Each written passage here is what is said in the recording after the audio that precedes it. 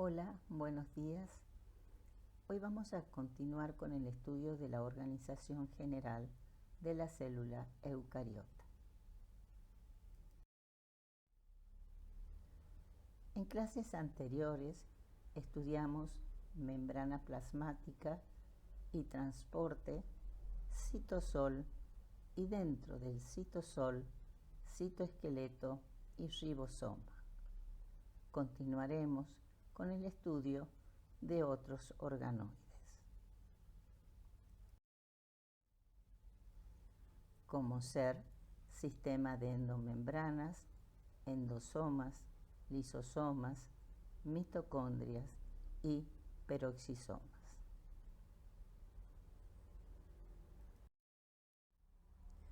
El sistema de endomembranas está integrado por los siguientes organoides: retículo endoplasmático rugoso, retículo endoplasmático liso, aparato de Golgi, endosomas, lisosomas y membrana nuclear, la cual estudiaremos en la clase de núcleo.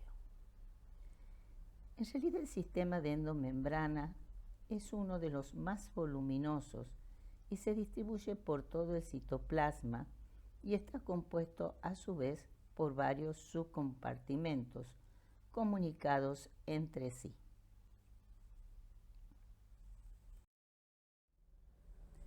En algunos lugares la comunicación es directa y en otros es mediada por vesículas transportadoras. Estas nacen de un compartimento y se transfieren a otro en virtud de procesos que comprenden pérdida y ganancia de membranas. Las vesículas transportadoras operan del siguiente modo: brotan de la membrana de un compartimento, que es llamado donante, viajan por el citosol en busca de otro compartimento, el cual se le llama receptor y con cuya membrana se fusiona.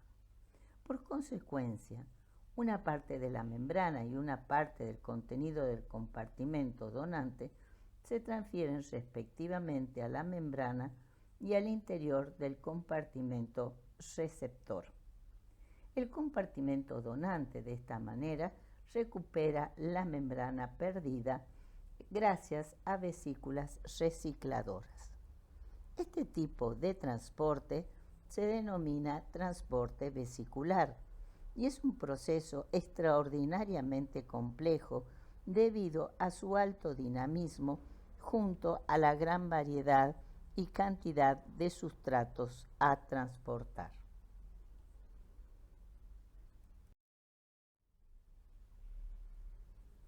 Las membranas, igual que la membrana plasmática, poseen glicolípidos y glicoproteínas intrínsecas y periféricas. A diferencia con la membrana plasmática, que habíamos dicho que los hidratos de carbono se encontraban hacia el medio extracelular, en los organoides los hidratos de carbono se encuentran hacia el interior. Si acá nosotros observamos que esta es una glicoproteína, siendo el glúcido lo que está coloreado en rojo, podemos observar cómo ese hidrato de carbono se encuentra hacia el interior del organoide. Una vez que se desprende de una vesícula y puede llegar al otro organoide y se fusiona, y de esta manera va fusionándose o transportándose de un lugar a otro, llega a la membrana plasmática y va a fusionarse con la misma, exponiendo el hidrato de carbono hacia el medio extracelular. Entonces, en los organoides, los hidratos de carbono se van a encontrar hacia el interior, mientras que en la membrana plasmática se encuentran siempre hacia el medio extracelular. El retículo endoplasmático se distribuye por todo el citoplasma, desde el núcleo hasta la membrana nuclear.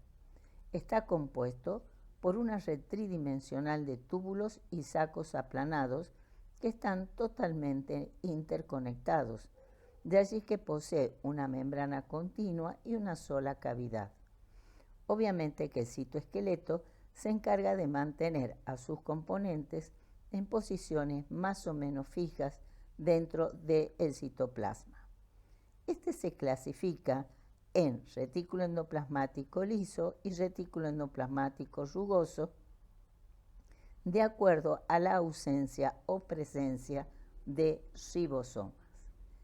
Así podemos observar en esta otra diapositiva cómo tenemos una zona de transición entre el retículo endoplasmático liso con ausencia de ribosoma y el retículo endoplasmático rugoso con presencia de ribosomas. El retículo endoplasmático rugoso está muy desarrollado en las células que realizan una activa síntesis proteica. En su composición predominan los sacos aplanados que se unen por medio de túbulos y que cuando son abundantes se encuentran separados por un angosto espacio citosólico repleto de ribosomas. Estos ribosomas se hallan adheridos a la cara citosólica de la membrana del retículo y forman polisomas o polirribosomas, que son grupos de ribosomas unidos por ARN mensajero. A su vez, de este retículo se desprenden vesículas de 25 a 500 nanómetros con productos que van al Golgi. ¿Cuál es la característica de este retículo endoplasmático rugoso y por qué tiene ribosomas? Porque tienen los receptores de ribosomas denominados riboforinas y que se unen a la subunidad mayor de los mismos, cosas que no encontramos en el retículo endoplasmático liso. En esta microfotografía de un microscopio electrónico de transmisión podemos observar los sáculos aplanados del retículo endoplasmático rugoso, en donde se pueden observar en el lumen del retículo pequeños gránulos que son los ribosomas.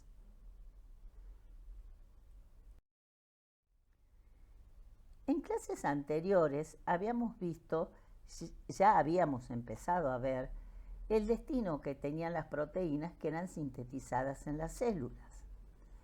Y habíamos dicho que en los ribosomas que se encuentran en el citoplasma se sintetizan proteínas que pueden tener diferente destino.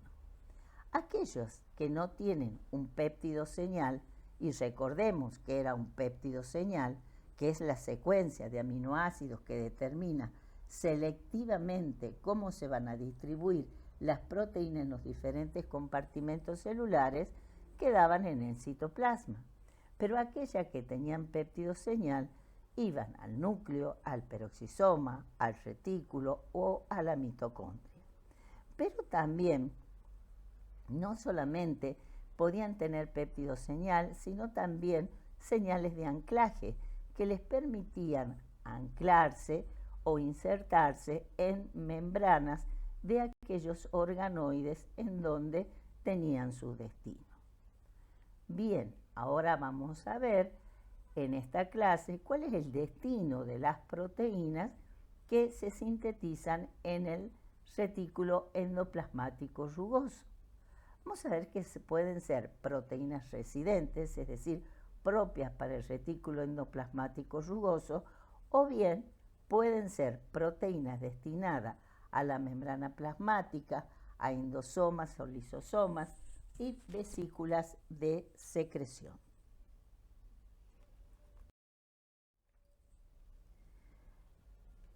¿Cuáles son las funciones del retículo endoplasmático rugoso?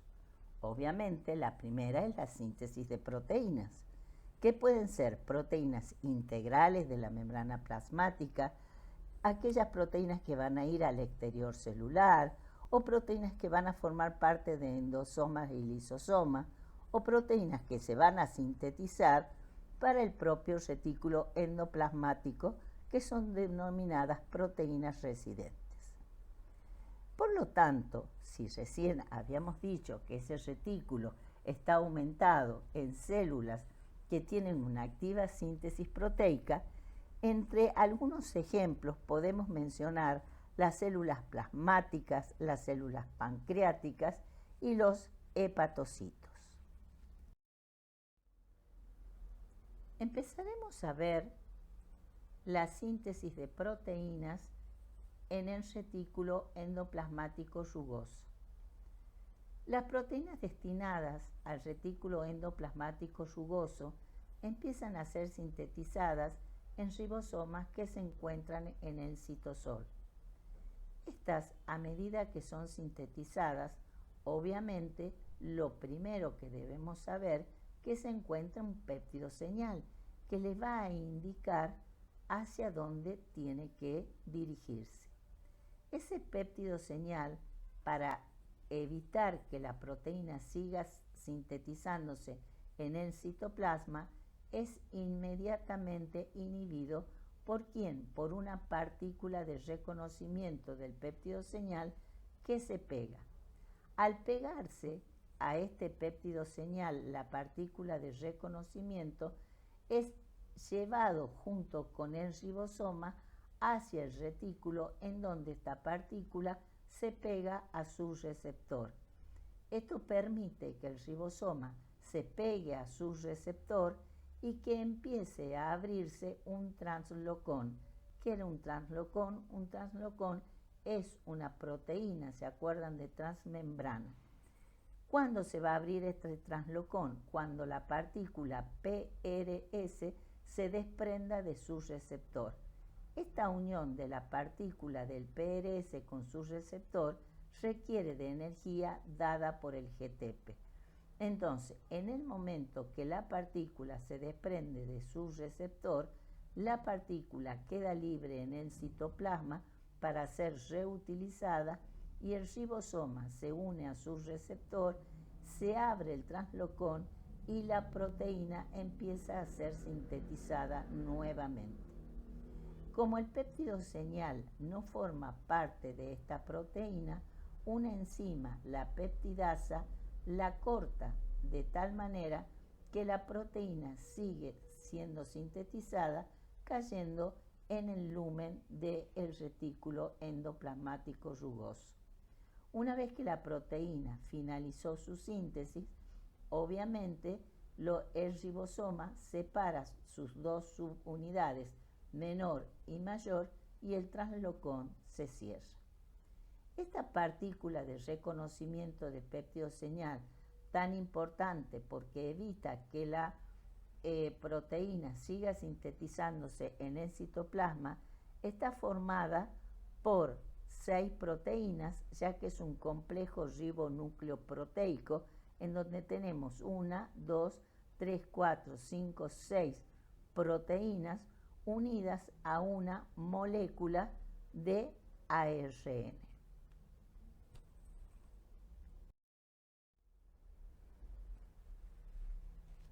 Vamos a ver ahora la síntesis de proteínas integrales de la membrana del retículo endoplasmático rugoso.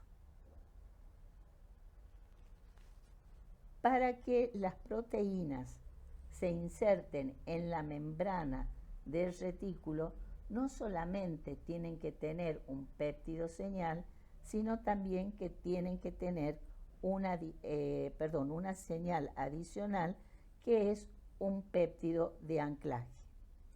Como consecuencia, se va a formar una proteína de transmembrana denominada de monopaso. Habíamos visto la del lumen y ahora vemos la proteína integral de monopaso.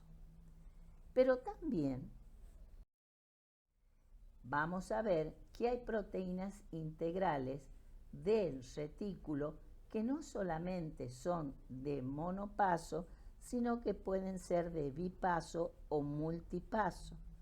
Eso significa que además del péptido señal, se va a instalar un número variable de señales adicionales, tantas menos una, como sean las veces que la proteína va a atravesar la membrana. Al igual que las proteínas de bipaso, se trata de señales de anclaje, la mitad de las cuales actúan como lo hacen los péptidos señales que quedan retenidos en la bicapa lipídica. Todas las señales adicionales abordan la membrana por el mismo translocón. Más aún, a medida que las nuevas señales ingresan en el translocón, las precedentes lo abandonan por un costado y se ubican entre los fosfolípidos de la bicapa lipídica. La salida lateral de las señales es posible porque la pared del translocón es incompleta. En el lumen del retículo endoplasmático rugoso existen un tipo de chaperonas. Son de las familias de la HSP70, son homólogas denominadas VIP. Estas chaperonas VIP se unen a las cadenas polipeptídicas cuando atraviesan la membrana del retículo y favorecen el plegamiento y el ensamblaje de las mismas en el retículo endoplasmático. Las proteínas que están unidas a las HSP70 o VIP y que están mal o incompletamente plegadas o mutadas en el retículo endoplásmico tienen que ser transportadas, es decir, sacadas del retículo y llevarlas al citosol. ¿Cómo se hace este pasaje? El pasaje se hace a través de una proteína de transmembrana denominada retrotransloción y el proceso se denomina de retrotranslocación. ¿Para qué? Para que esas proteínas sean degradadas en el citosol por medio de los proteasomas y previamente tienen que ser marcadas con las ubiquitinas. Con esto tenemos que decir de que si bien existen chaperonas dentro del retículo endoplasmático, no existen proteasomas. Los proteasomas se encuentran en el citosol. En esta diapositiva tienen un resumen de la función que hemos visto del retículo endoplásmico rugoso, que sería la síntesis de proteínas, y es para que ustedes integren o repasen. También les voy a dejar este video para que ustedes puedan integrar la primera función que hemos visto de los ribosomas, que sería la síntesis de proteínas.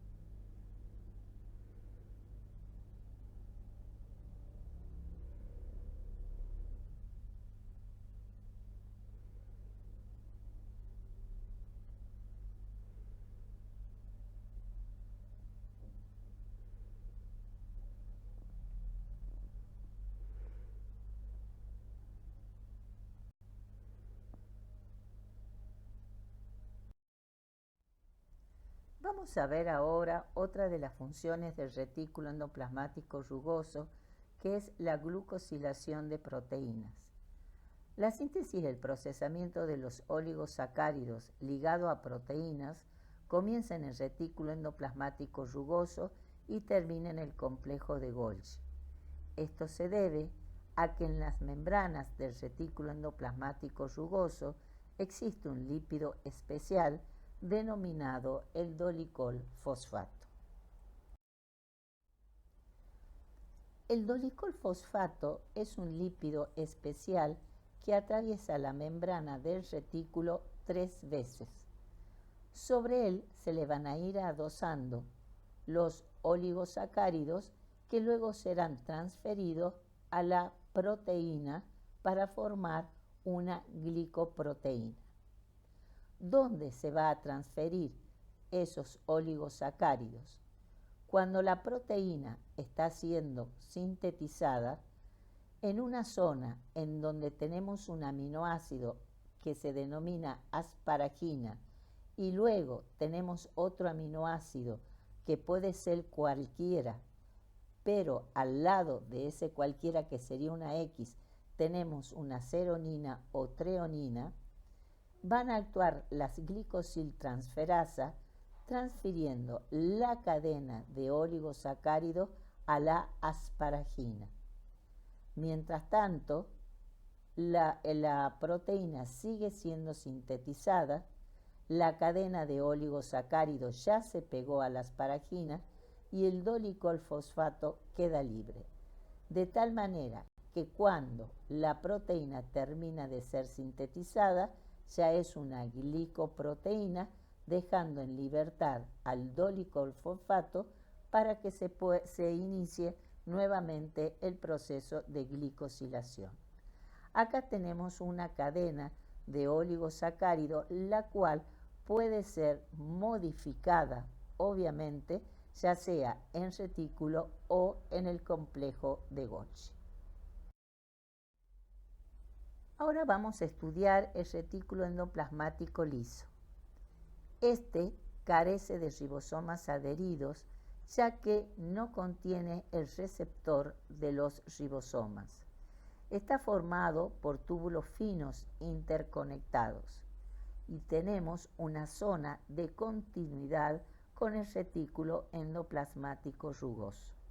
Si ustedes se fijan en la parte superior, tenemos una microfotografía al microscopio electrónico de transmisión del retículo endoplasmático liso, en donde se pueden observar los túbulos del mismo. Entre las funciones del retículo endoplasmático liso, vamos a mencionar la síntesis de lípidos y de proteoglicanos, la biogénesis de membranas celulares, a la síntesis de esteroides, especialmente en las células pertenecientes a las gónadas y a las glándulas suprarrenales, al almacenamiento de calcio, a la glucogenólisis y a la detoxificación. El retículo endoplasmático liso es más abundante en las células que sintetizan hormonas esteroideas y en las fibras musculares estriadas. Acabamos de mencionar que una de las funciones del retículo endoplasmático liso es la síntesis y ensamblaje de lípidos. Estos son sintetizados en asociación con membranas celulares preexistentes y no en el ambiente hidrofílico del citosol. La mayor parte son sintetizados en el retículo en asociación con otras membranas y son transportadas desde el retículo a destinos finales en vesículas. La mayoría de los fosfolípidos son sintetizados en la monocapa citosólica de la membrana del retículo a partir de precursores citosólicos solubles. Así, los fosfolípidos sintetizados en la monocapa citosólica de la membrana son transferidos a la otra monocapa mediante enzimas denominadas flipasas.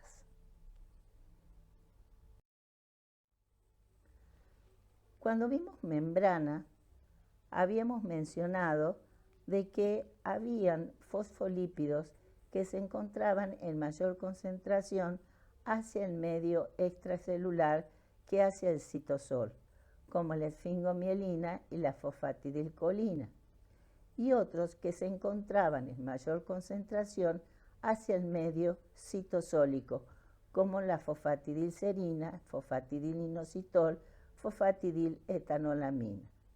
Es así que si los fosfolípidos son formados o sintetizados hacia el lado extracelular o citosólico, las lipasas van a permitir el pasaje de los fosfolípidos que se encuentran en mayor concentración hacia el medio citosólico o intracelular.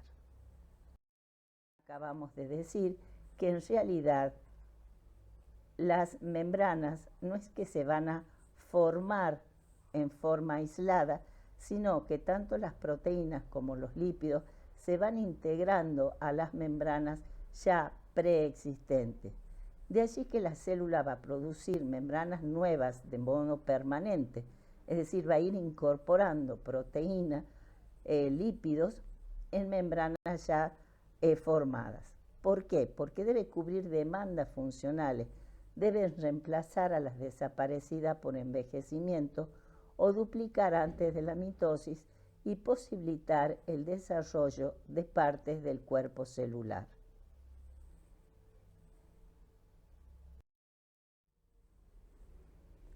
Otra de las funciones del retículo endoplasmático liso es el almacenamiento de calcio.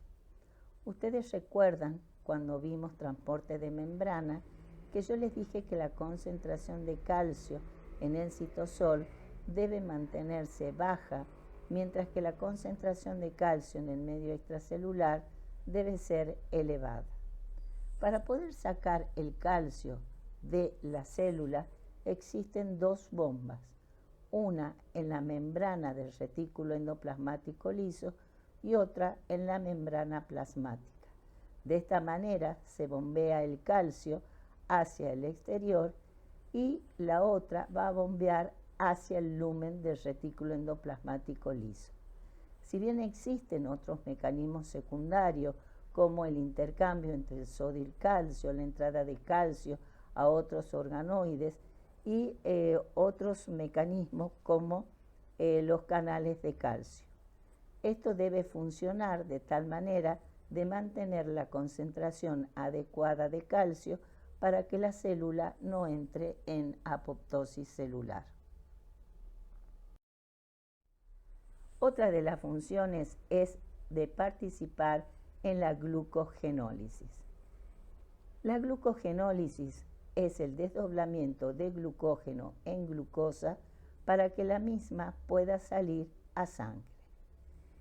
En el hepatocito, el glucógeno es desdoblado de glucógeno a glucosa, pero cuando llega a glucosa 6-fosfato, debe eliminar un fosfato que se encuentra en el carbono 6 para transformarse en glucosa y necesita de una enzima llamada glucosa 6-fosfatasa.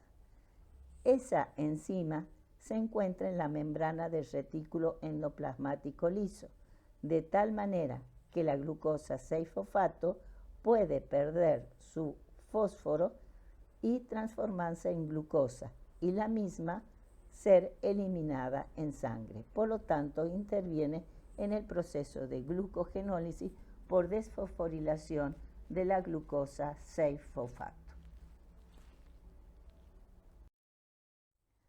Otra de las funciones del retículo endoplasmático liso que yo les había mencionado era la detoxificación, es decir, es la función que tiene el retículo endoplasmático liso de neutralizar sustancias tóxicas liposolubles en moléculas hidrosolubles. Las mismas pueden ser compuestos perjudiciales producidos por el propio metabolismo celular o pueden ser incorporadas a nuestro organismo. Y debemos evitar que éstas se acumulen y que sean excretadas por orina. Entre aquellas sustancias a las cuales podemos incorporar son los barbitúricos, los insecticidas, los herbicidas, los desechos industriales. Para que estas sustancias sean transformadas de liposolubles a moléculas hidrosolubles, deben producirse reacciones de hidroxilación, es decir, unir grupos hidroxilos a las moléculas orgánicas, lo que va a incrementar la solubilidad de tal manera que facilite su transporte fuera de la célula y del organismo. Una de las proteínas que va a permitir o que ayuda este proceso de hidroxilación es la familia de los citocromo P450, que se encuentran en la membrana del retículo endoplasmático liso. Bien, ahora vamos a ver un ejemplo de las enfermedades de almacenamiento del retículo endoplasmático. Ustedes saben que a las proteínas tienen su destino también a ser secretadas, y si no son secretadas van a ser acumuladas, y pueden ser acumuladas en forma normal. Esto es lo que pasa en estas enfermedades de almacenamiento. Las mismas se caracterizan por acumular en forma normal proteínas que deben ser secretadas por el retículo endoplasmático y en este caso de los hepatocitos. Estas enfermedades pueden ser constitucionales o adquiridas. ¿Qué significa constitucionales? Que se nace con esa enfermedad, adquirida cuando se desarrollan después de nacer. Una de esas enfermedades de acúmulo se denomina afibrinogénesis. Es un trastorno autosómico recesivo poco común en el cual existen niveles sumamente bajos o nulos de fibrinógeno. Los síntomas más característicos son los hematomas, es decir, los moretones, sangrado del cordón umbilical inmediatamente después de nacer, el sangrado en las articulaciones, el sangrado excesivo después de una lesión o cirugía y hemorragias nasales. El sangrado del cordón umbilical es lo que ya me está indicando a mí que es una enfermedad constitucional. Si se observa por microscopía electrónica de transmisión los retículos endoplásmicos de una persona normal, podemos observar que se observan el lumen del retículo con los ribosomas adheridos. En cambio, en una persona que padece de una enfermedad de almacenamiento, se pueden observar las membranas del retículo, pero entre membrana y membrana hay una gran distancia porque se empieza a acumular esas proteínas que deberían ser secretadas y no lo pueden ser.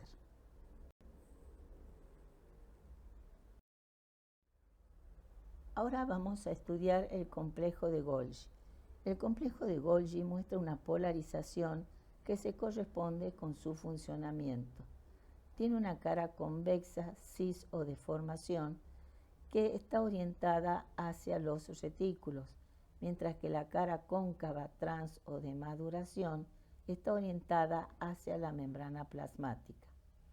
Hacia la cara convexa se encuentra la red cis, que tiene una comunicación continua, mientras que esta red cis se va a comunicar con la cisterna cis, esta con la media con la trans y la trans con la red trans mediante vesículas.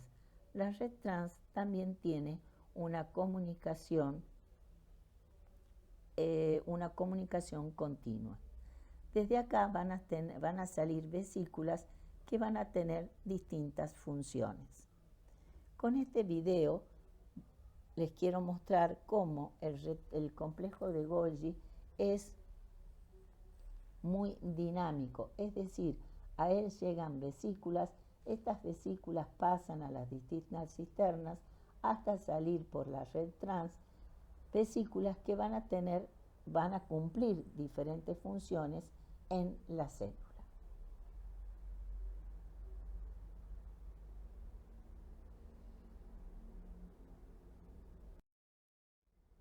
Vamos a ver que la principal función del complejo de Golgi es la glicosidación de los lípidos y de las proteínas.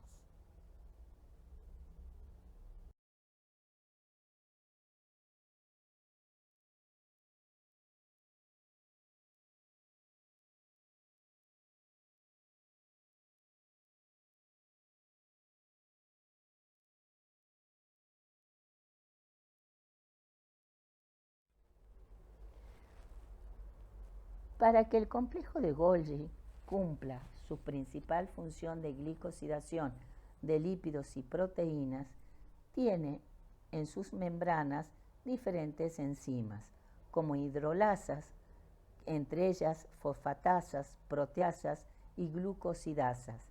Tiene otras enzimas mucho más destacables que son del tipo glucosiltransferasas que intervienen en la glicosilación de las proteínas, mientras que las sulfotransferasas transfieren grupo fossulfato a las proteínas ya glicosidadas.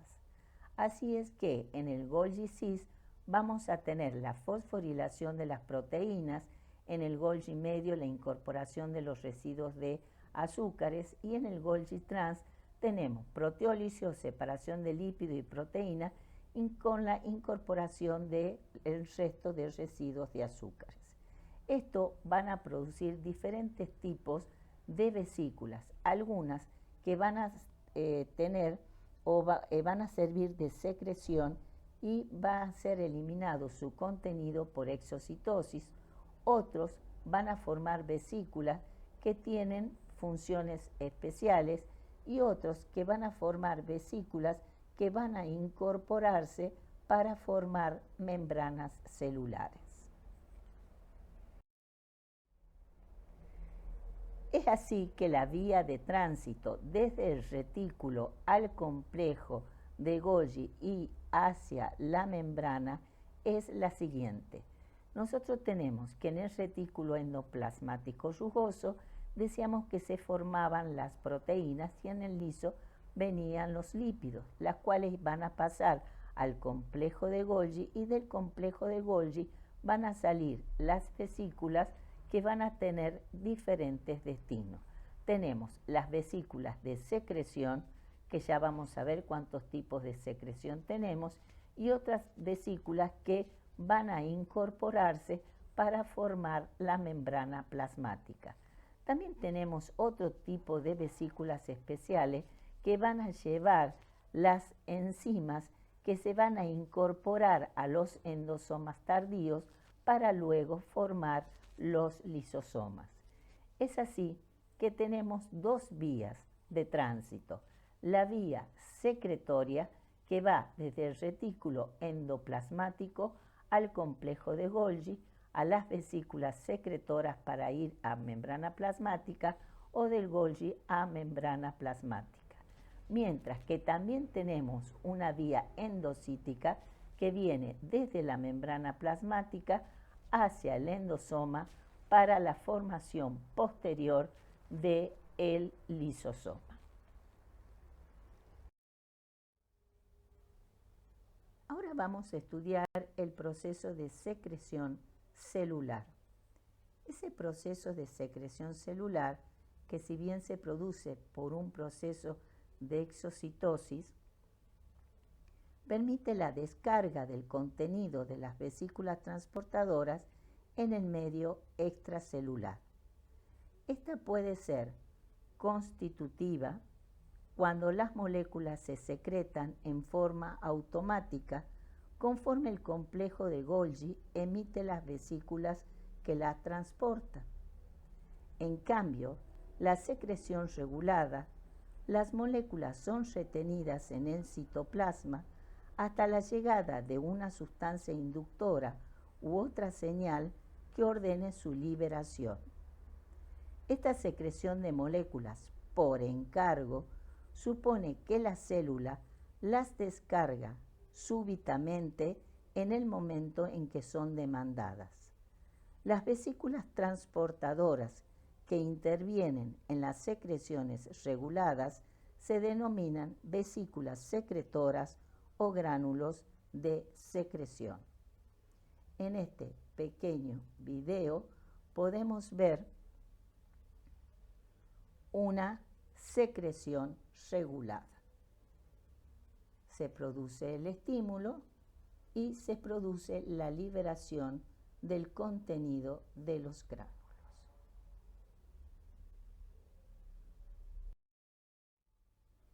Bien, ahora vamos a ver el proceso de endocitosis.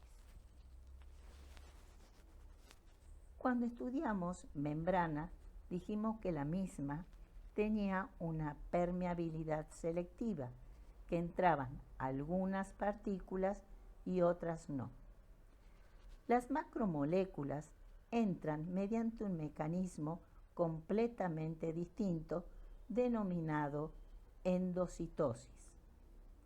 De acuerdo con el tamaño y las propiedades físicas del material, estas se van a incorporar y ese mecanismo puede ser denominado fagocitosis cuando se incorporan partículas sólidas, pinocitosis cuando se incorporan partículas líquidas y también tenemos una endocitosis mediada por receptores, los cuales se encuentran en la membrana plasmática.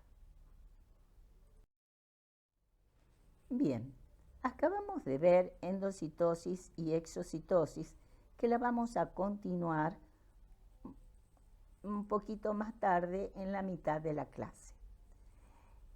Lo que quería que terminemos ahora era que les había dicho que del complejo de Golgi también salían vesículas con enzimas que iban a formar parte de los lisosomas y de los endosomas.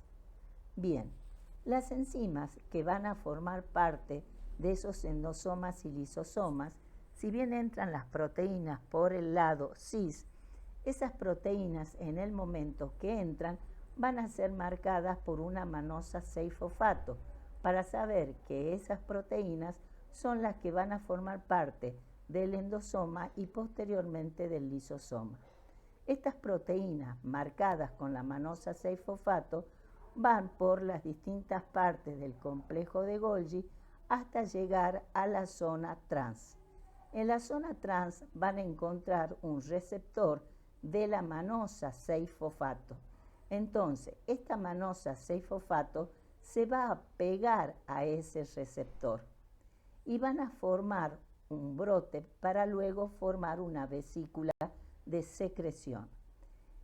Si bien ustedes ven que este brote está como cubierto, como protegido, vamos a ver posteriormente de qué es esa cubierta.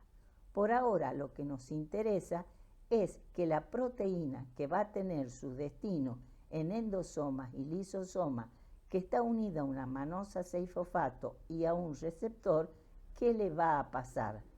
Va a salir envuelta en una vesícula y esta vesícula se va a fusionar con un endosoma. En el momento que se fusiona esta vesícula con el endosoma, empieza a ponerse en marcha una bomba de protón que tiene el endosoma, de tal manera que empieza a entrar protón y por lo tanto a bajar el pH. Recuerden que el pH del citosol es de 7,2.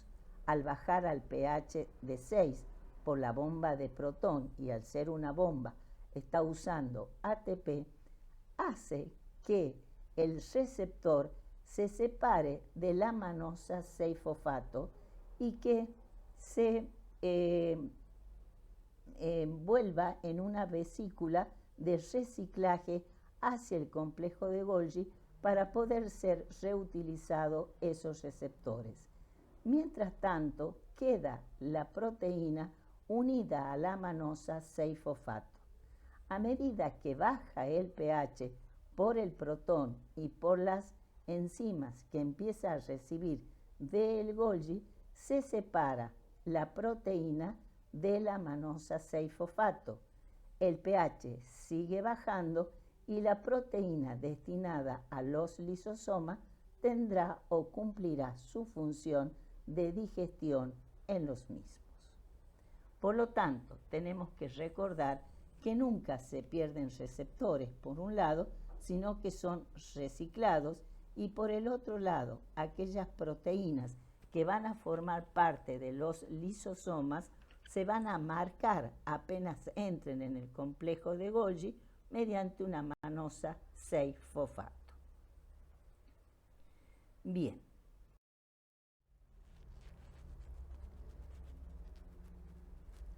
Ahora vamos a ver el proceso de endocitosis y la conversión del endosoma en lisosoma. Vamos a ver que el endosoma es un organoide que se encuentra localizado entre el complejo de Golgi y la membrana plasmática. Su forma y dimensión son variadas. Tiene una membrana que es similar a la membrana plasmática y que la separa del citosol de su parte interna. Además, en su membrana posee una bomba de protón que va a permitir bajar su pH y de esta manera empezar los primeros pasos del proceso de digestión celular. Cuando el material es endocitado, es incorporado y se forma una vesícula endocítica en donde se encuentra el material que va a ser digerido y sus receptores, esta vesícula se va a fusionar con el endosoma. En ese momento la partícula cae en el interior del endosoma, se activa la bomba de protón, pero el receptor no puede ser destruido. Entonces se forma otra vesícula llamada vesícula recicladora que va a permitir que el receptor vuelva a membrana. Mientras tanto, el material que tiene que ser digerido quedó dentro del endosoma y la bomba de protones está en actividad, por lo tanto el pH baja y a medida que este endosoma recibe más enzimas hidrolíticas del complejo de Golgi, el pH va bajando y cuando llega a pH 5, todas las enzimas digestivas están activadas, transformándose ese endosoma en lisosoma.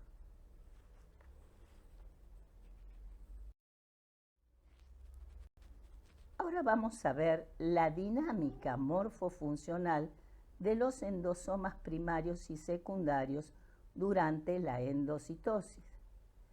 Pero previamente tenemos que describir qué es un endosoma primario y qué es un endosoma secundario. Hasta ahora hemos hablado de endosomas en forma general, es decir, endosoma y lisosoma.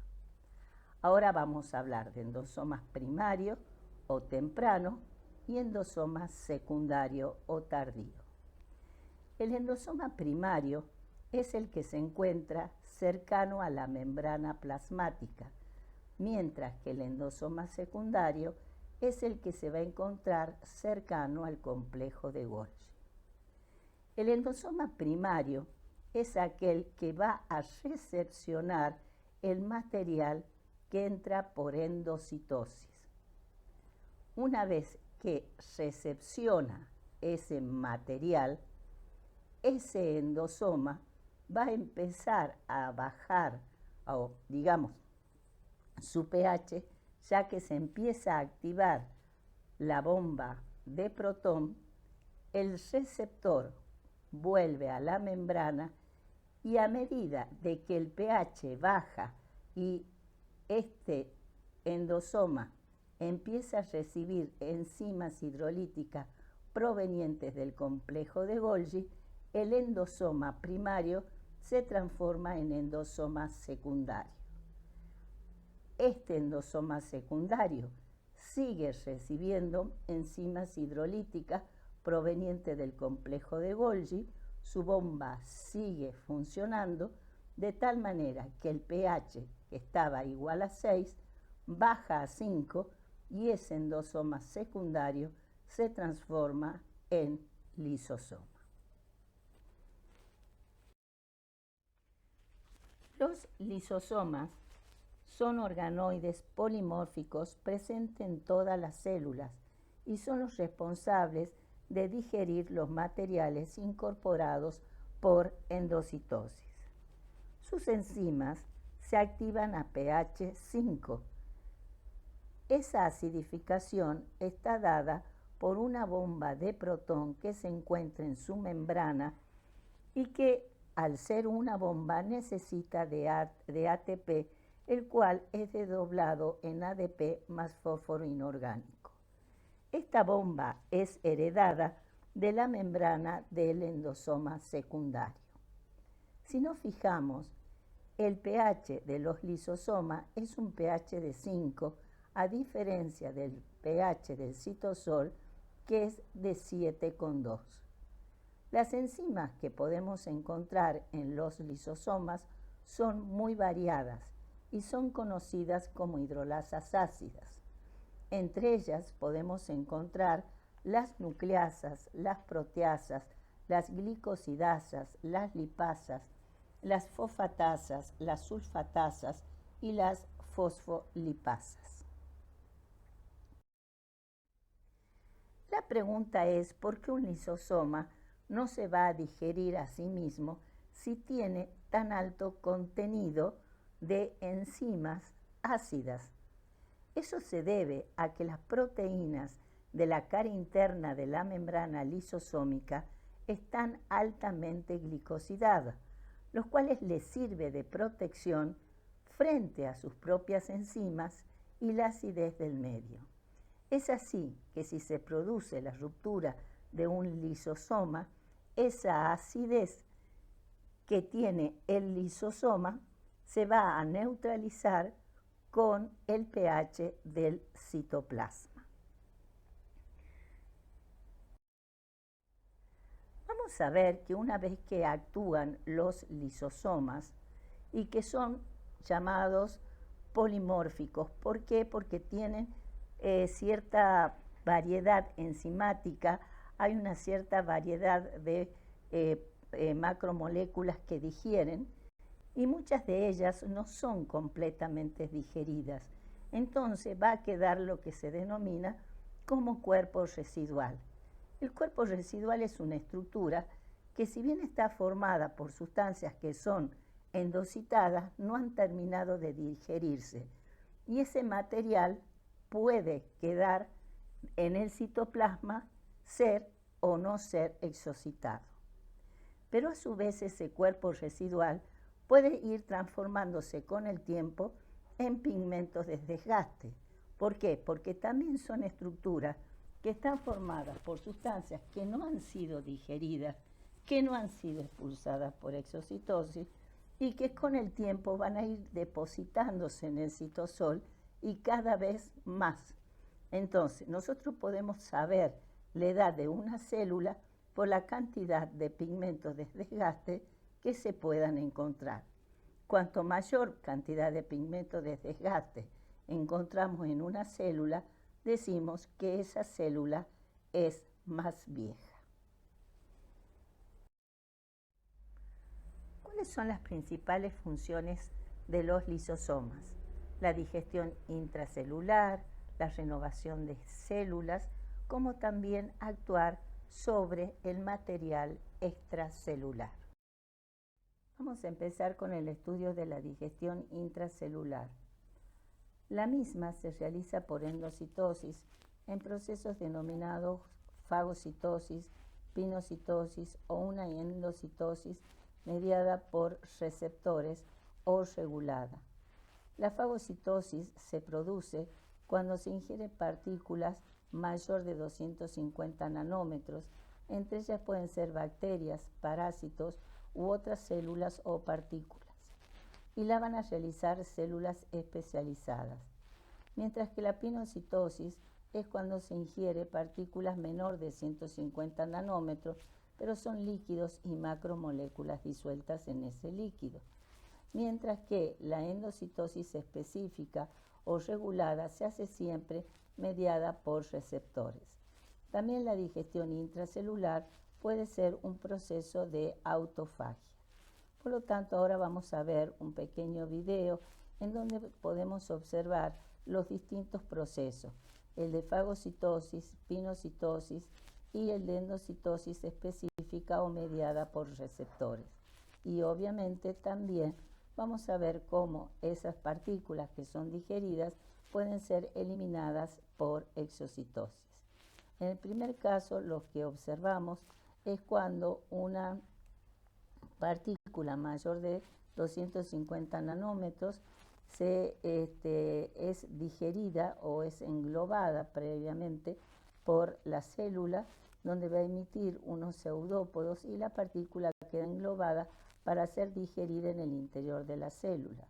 Luego vamos a ver el proceso de pinocitosis, que en realidad es la digestión de partículas líquidas y de macromoléculas disueltas, y luego la endocitosis específica, que va a ser mediada por receptores, ya que esos receptores se encuentran en la membrana plasmática, en donde se va a pegar la partícula que va a ingresar dentro de la célula, formando primero una fosita cubierta y luego una vesícula cubierta, siguiendo un proceso, desencadenando un proceso que lo estudiaremos enseguida o un poquito más tarde en las diapositivas que siguen. Obviamente que después del proceso de digestión, todo lo que queda, ¿no es cierto?, tiene que ser eliminado por un proceso de exocitosis. La fagocitosis, habíamos dicho que es la ingestión de partículas mayor de 250 nanómetros, que se realizaban en células especializadas. Entre ellas vamos a mencionar a los macrófagos y a los leucocitos neutrófilos. En realidad, la fagocitosis va a constituir un medio de defensa o bien de limpieza. ¿De quién? De parásitos pequeños, por ejemplo, de bacterias, de células perjudiciales que estén dañadas o muertas también, restos de células y partículas extrañas al organismo. En este pequeño videíto ustedes pueden ver cómo esas células especializadas pueden comer, ¿no?, o limpiar la zona de elementos extraños.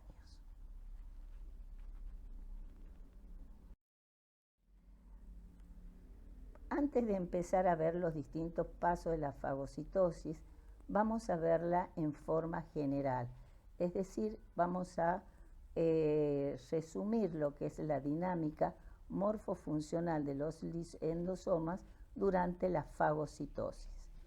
Cuando esta partícula mayor de 250 nanómetros tiene que ser fagocitada, la célula va a emitir unos pseudópodos, de tal manera que la partícula a ser fagocitada queda dentro de la célula y formando lo que se denomina un fagosoma. Queda la sustancia que va a ser digerida más los receptores. Sabemos que los receptores tienen que volver a membrana. Entonces se van a unir a un endosoma, pero a diferencia de lo que pasaba anteriormente, que veíamos que las partículas se unían primero un endosoma primario y luego un endosoma secundario, en la fagocitosis el fagosoma se une directamente a un endosoma secundario.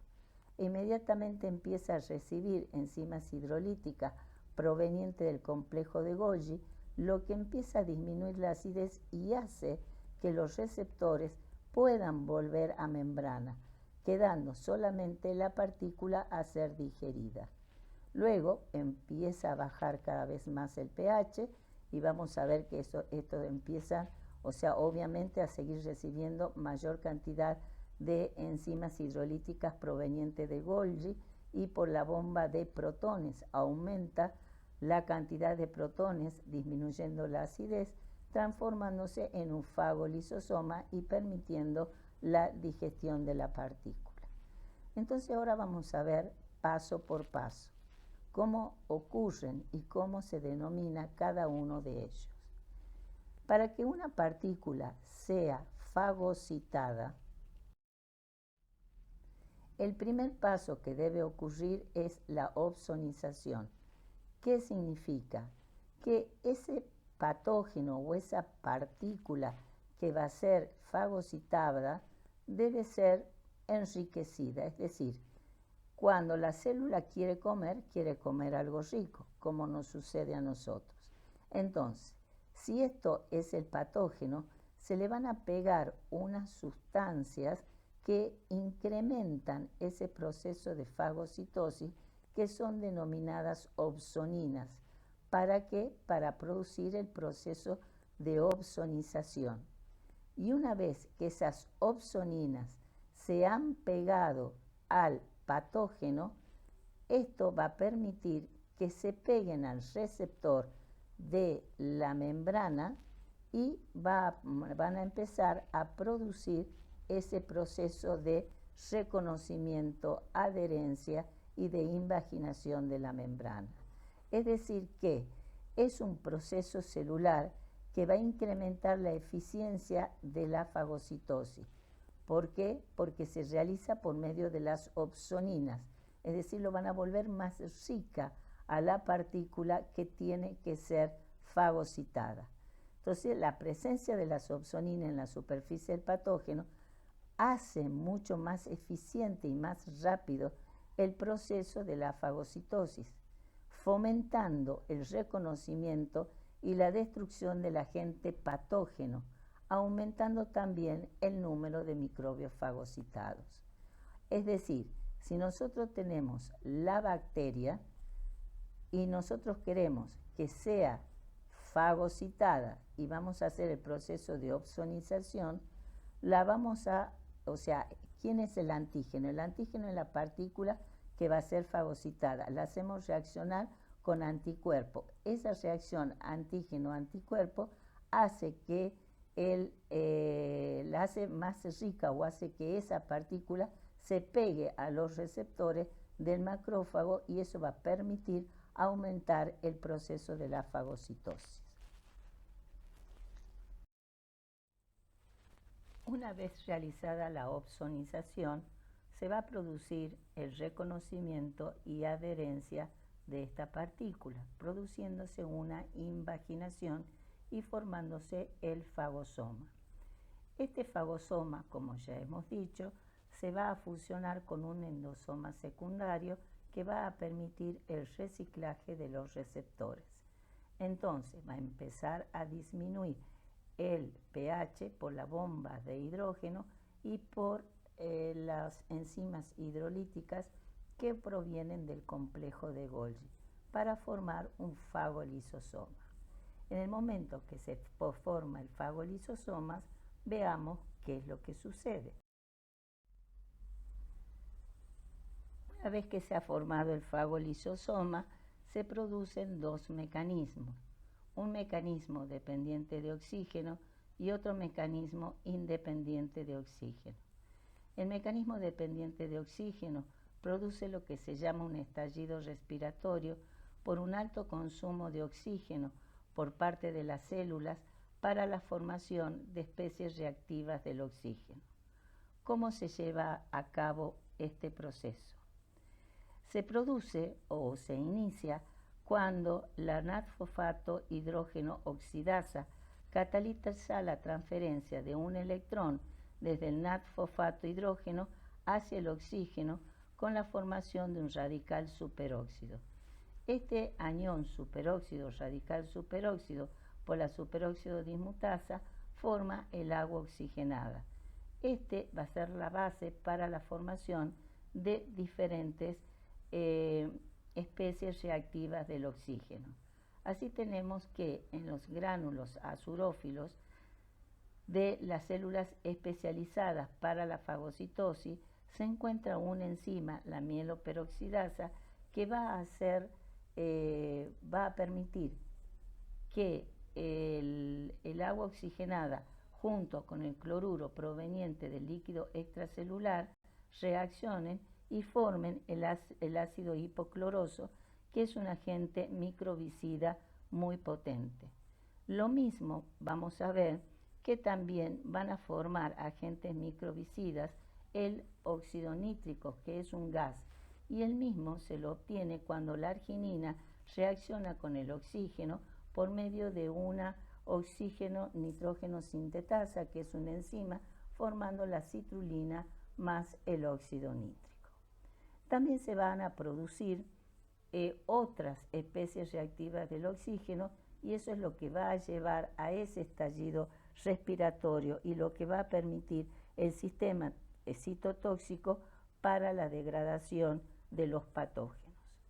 También se realiza un mecanismo independiente de oxígeno, es decir, mientras se está produciendo todo ese estallido respiratorio, se sigue recibiendo las enzimas hidrolíticas provenientes del complejo de Golgi. Vamos a seguir con el estudio de la digestión intracelular con la pinocitosis. Habíamos dicho que por la pinocitosis se incorporaban partículas menor de 150 nanómetros, que en realidad comprende líquido junto a macromoléculas y solutos disueltos. Según la calidad de la sustancia a ingresar, podemos tener dos tipos de pinocitosis. Una pinocitosis que es inespecífica y una pinocitosis que es específica. En la pinocitosis inespecífica, las sustancias ingresan automáticamente, mientras que la pinocitosis específica, las sustancias interactúan con receptores que se encuentran en la membrana plasmática, desencadenando la formación de las vesículas pinocitósicas.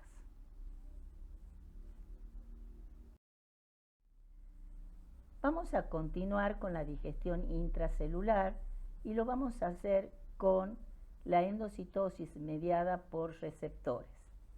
Para ello tenemos que estudiar algunos pequeños detalles para poder entenderla.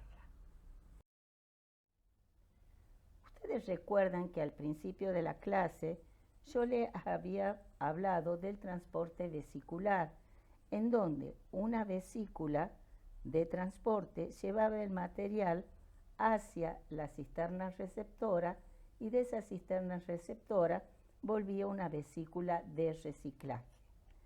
Si ustedes observan ahora, esas vesículas están cubiertas, es decir, vamos a ir agregando. No es que las vesículas salen y van a cualquier lado, sino que deben ir de alguna manera protegidas y deben tener una dirección hacia dónde van esas vesículas. Esa cubierta es una cubierta proteica que se va a polimerizar formando una malla que se va a adosar a la cara citosólica de estas vesículas. Y se han descrito 3 clases de proteínas que pueden revestir a estas vesículas de acuerdo a su dirección. Bien, ahora vamos a ver cuáles son esas moléculas que pueden recubrir las vesículas. Esas moléculas pueden ser de clatrina, de COP2 y de COP1. Y ahora vamos a pasar al estudio de cada una de ellas. Bien, ahora vamos a empezar con el estudio de las vesículas cubiertas por clatrina. La cubierta de clatrina resulta de la asociación de múltiples unidades proteicas llamadas trisquelión. El trisquelión está integrado por 3 cadenas polipeptídicas grandes y 3 pequeñas. Cuando estos se colocan sobre una área circunscripta de la cara citosólica de la membrana y se ensamblan entre sí, forman un poliedro con aspecto de canasta. Cuando la cubierta de clatrina se desarma, los trisqueliones libres pueden volver a usarse para generar nuevas vesículas. La unión de los triskeliones a la membrana le confiere la fuerza mecánica que provoca su curvatura. Inicialmente, como ustedes pueden ver, forman una fosita, la cual, a desprenderse de la membrana, se va a convertir en una vesícula cubierta que se libera en el citosol. La clatrina desempeña un papel fundamentalmente estructural y contribuye a dar forma a la vesícula. Pero también necesitamos de otras proteínas, como la adaptina, cuya función es reconocer el contenido de la vesícula. Otras proteínas que van a formar parte de estas vesículas son proteínas que fijan GTP y son llamadas dinamina. Esta se dispone en el anillo alrededor del cuello de la vesícula, o sea, forma un anillito, como ustedes lo pueden observar acá, que está en amarillo, alrededor del cuello de esta vesícula, y va a empezar como a una cadenita a tirar. ¿Para qué? Para que esa vesícula se pueda desprender de la membrana plasmática, de la membrana o de cualquier membrana, no solamente la membrana plasmática. Pero para ello necesita de la hidrólisis del GTP a GDP más fósforo inorgánico.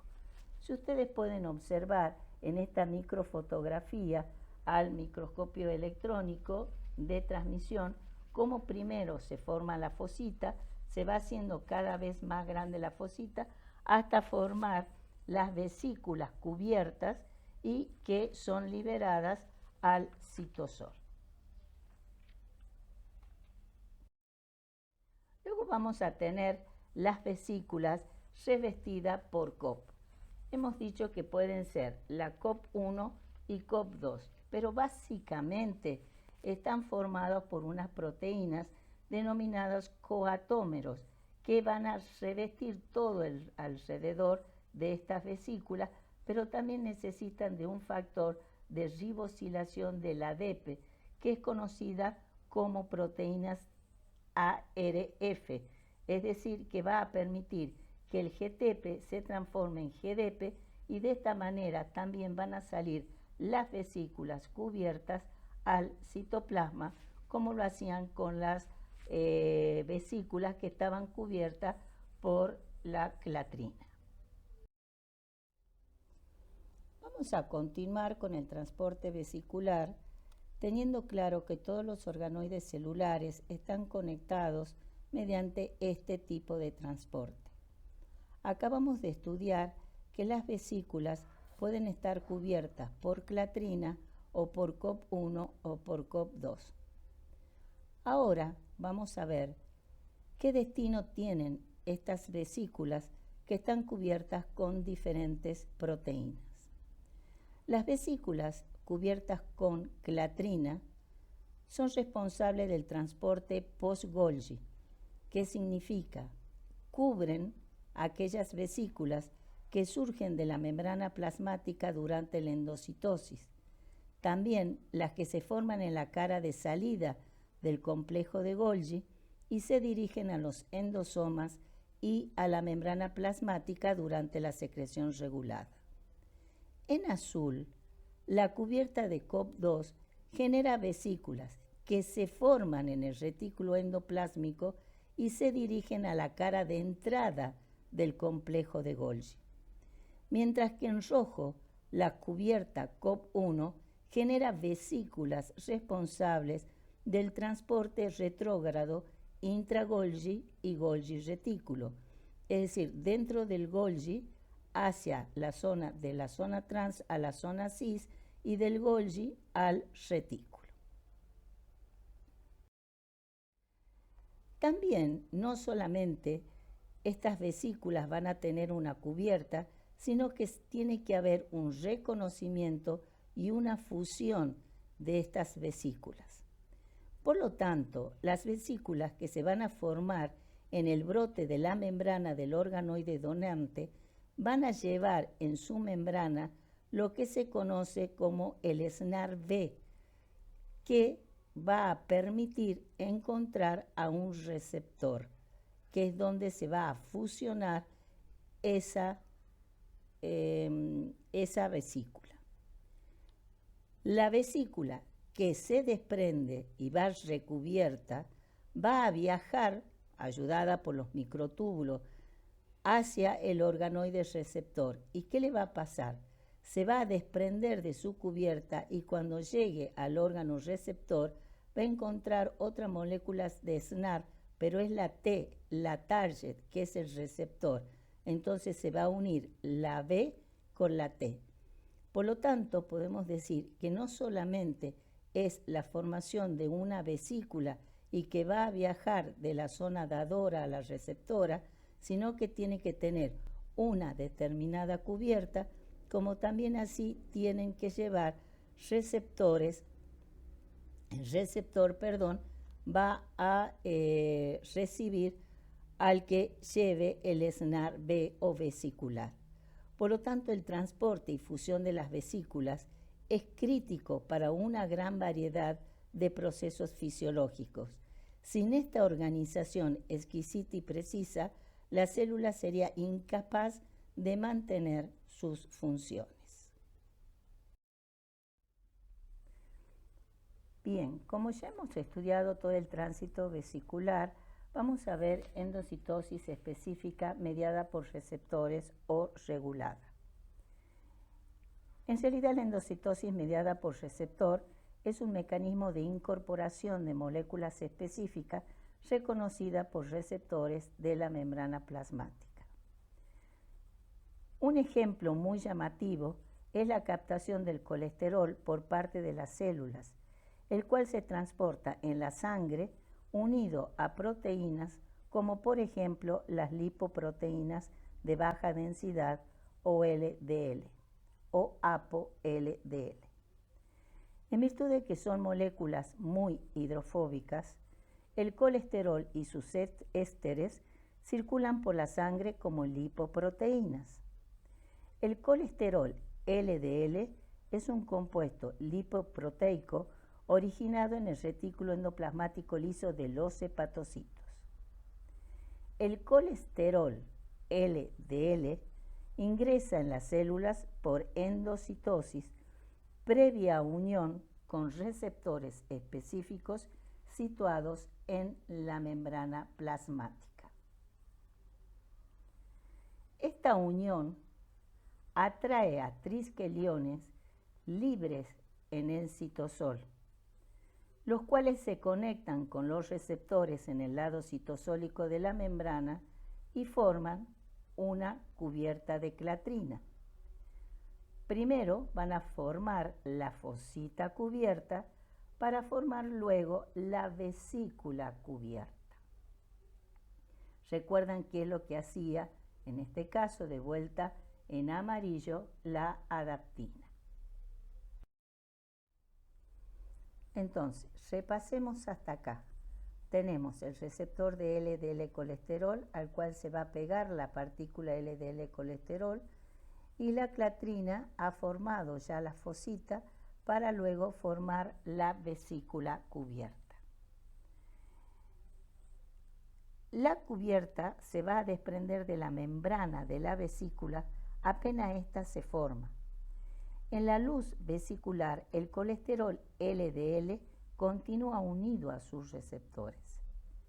La vesícula se va a conectar, como ustedes saben, a un endosoma temprano, cuyo pH ácido hace que el colesterol LDL se desprenda de los receptores y retornen a la membrana. Recuerden que siempre tienen que volver los receptores porque los tenemos que tener disponibles.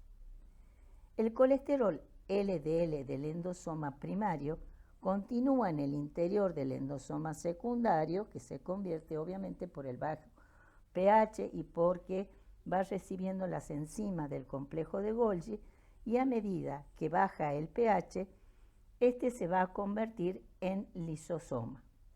Las enzimas van a actuar sobre el colesterol LDL y separan a la LDL del colesterol que pasa al citosol y se utiliza como materia prima para la síntesis de otras moléculas o se incorpora a la membrana del retículo.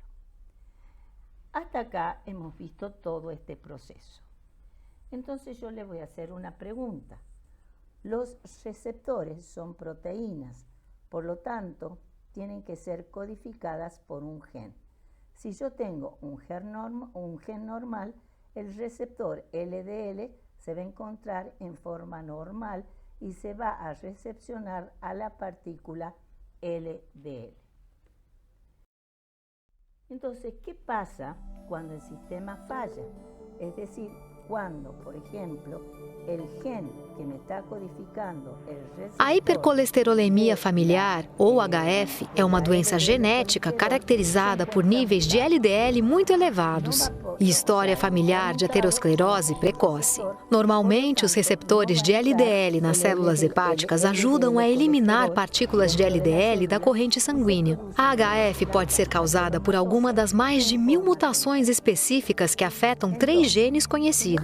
Mais de 80% dessas mutações aumentam os níveis de LDL, fazendo com que os receptores de LDL nos hepatócitos funcionem de maneira alterada ou abaixo do normal, reduzindo assim a capacidade do organismo de eliminar o LDL da corrente sanguínea.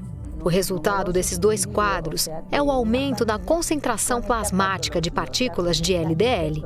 O comprometimento da captação de LDL também reduz o acúmulo de colesterol no fígado, o que estimula a síntese hepática de colesterol e a produção de VLDL, uma lipoproteína precursora do LDL.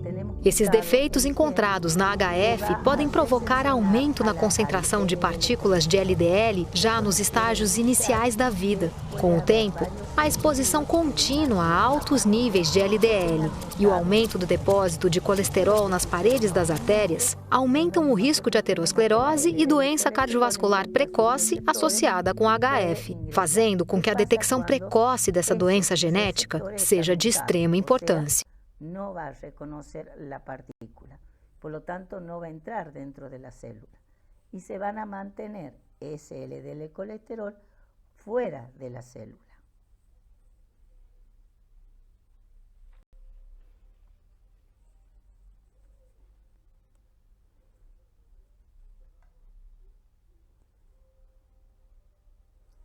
Entonces vamos teniendo el LDL fuera de la célula y vamos a ver qué es lo que sucede. O sea, no va a ingresar a la célula. No tenemos receptor, por lo tanto en nuestro torrente circulatorio ese LDL va a estar circulando, no penetra dentro de la célula y ¿qué le va a pasar?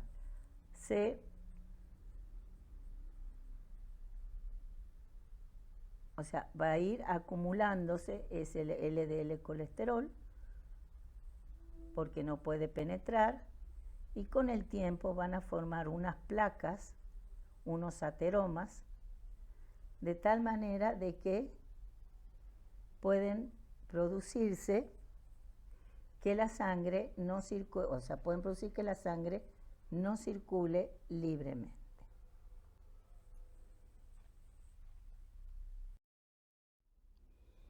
Bueno, ahora vamos a seguir con el proceso de autofagia. ¿Qué significa autofagia? Autocomerse. ¿Y cuándo lo hace la célula? Lo hacen para obtener energía y materiales de manera rápida en caso de ayunos prolongados, reciclando nutrientes. Para deshacerse de orgánulos defectuosos que van surgiendo de manera natural con el envejecimiento, como sistema de control de calidad, para producir energía y sobrevivir en condiciones adversas en estados de estrés, para eliminar toxinas, bacterias, virus invasores en procesos infecciosos, para contribuir el desarrollo embrionario y la diferenciación celular durante el crecimiento embrionario. ¿Cómo se produce el proceso de autofagia? Para que la célula pueda eliminar los organoides envejecidos, ese organoide envejecido debe ser envuelto por una membrana y la membrana la entrega el retículo endoplasmático liso. Este va a envolver al organoide que está envejecido, que ya no cumple su función, y va a formar lo que se llama el autofagosoma. Este tiene que formar, o sea, sigue el mismo camino que el fagosoma, es decir, se va a fusionar con un endosoma secundario, el cual va a recibir, sigue recibiendo las enzimas hidrolíticas del complejo de Golgi. ¿Para qué? Para convertirse en un fagolisosoma. ¿Y el proceso cuándo termina? Con la degradación del organoide.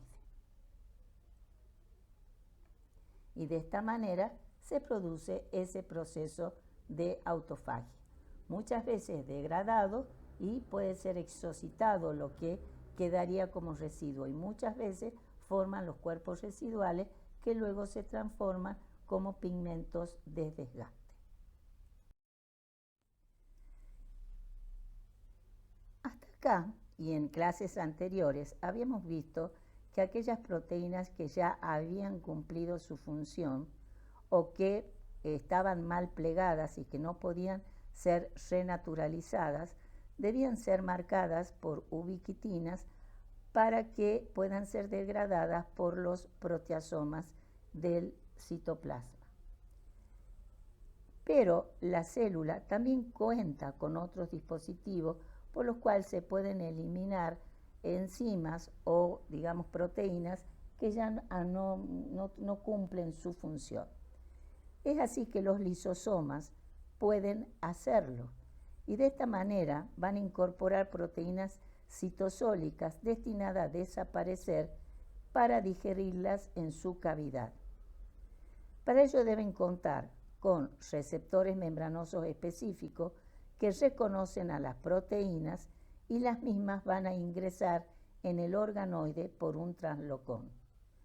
Para ello necesitan de dos tipos de chaperona, o sea, dos chaperonas de las HSP. Una chaperona a nivel citosólico que va a permitir que la proteína se desenrolle y otra chaperona que la va a impulsar a entrar por ese translocón. Entonces tenemos dos formas para producir la digestión de proteínas, por los proteasomas, pero en menor cantidad, en menor proporción, por los lisosomas. Vamos a pasar a ver ahora otro proceso denominado transcitosis. Es un tipo especial de endocitosis que se produce en algunos epitelios, como ser el endotelio glandular, en mucosas y en placenta. El material va a ingresar por uno de los polos de la célula y es trasladado por el citoplasma y la expulsión por exocitosis en el lado opuesto, es decir, entra por un lado por endocitosis y la expulsión o exocitosis se hace por el otro lado de la célula. La transcitosis es un conjunto de procesos que va a permitir el paso de macromoléculas de un espacio extracelular a otro, mediante la formación de vesículas. ¿Por qué se debe formar esas vesículas? Porque el material no sufre ninguna modificación, es decir, pasa de un lado al otro sin sufrir modificaciones en ese proceso que va endocitosis, citosol, exocitosis.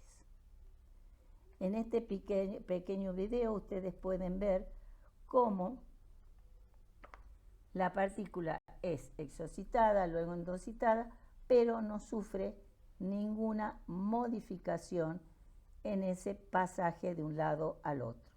Si bien forman vesículas, muchas veces pueden hacer vesículos en endosomas, pero no son modificadas.